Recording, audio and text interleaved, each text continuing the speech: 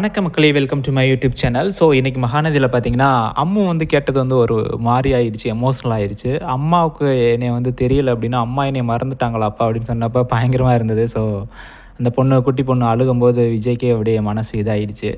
So காலையிலேருந்து அம்மு வந்து சாப்பிடாம இருந்தாங்க. ஸோ அவங்க விஜய் வந்து கேட்குறாரு அவங்க சித்திட்ட, "என்ன சித்தி சாப்பிடாமையே இருக்கா? இன்னும் உடம்புக்கு முடியலையா?" அப்படின்னு சொல்லிட்டு. அப்போ அவங்க சித்தி வந்து உண்மையை சொல்லிடுறாங்க.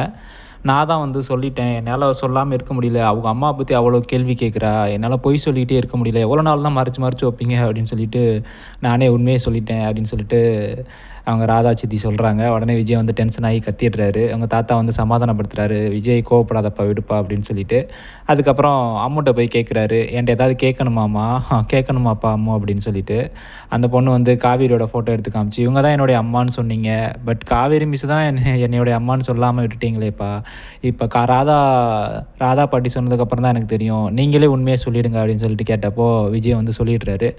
அ அப்போ அதுக்கப்புறம் தான் அந்த மாரி கேள்வி கேட்குது. எனக்கு வந்து நான் தான் அவங்க பொண்ணுன்னு அவங்களுக்கு தெரியலையா? அப்போ அவங்க வந்து என்னைய மறந்துட்டாங்களா? அப்படின்னு சொல்லிட்டு அப்படியே அழுதுகிட்டு இருக்கும்போது பயங்கரமா இருந்தது. ஸோ அதுக்கப்புறம் இப்பவே போய் நான் தான் உங்க பொண்ணு அப்படின்னு காவேரி மிஸ்ட்ட சொல்லிறலாமா? அப்படின்னு வந்து அம்மு கேட்கும்போது, அப்படிலாம் ஃபோர்ஸ் பண்ணி சொல்ல முடியாது. அப்படி சொன்னா உங்க அம்மாவோட உயிருக்கே ஆபத்தாயிரும் அப்படின்னு சொல்லிட்டு விஜய் சொல்றாரு. ஸோ அதோட முடியுது. ஸோ நாளைக்கு பார்ப்போம் என்ன நடக்க போகுது அப்படின்னு சொல்லிட்டு.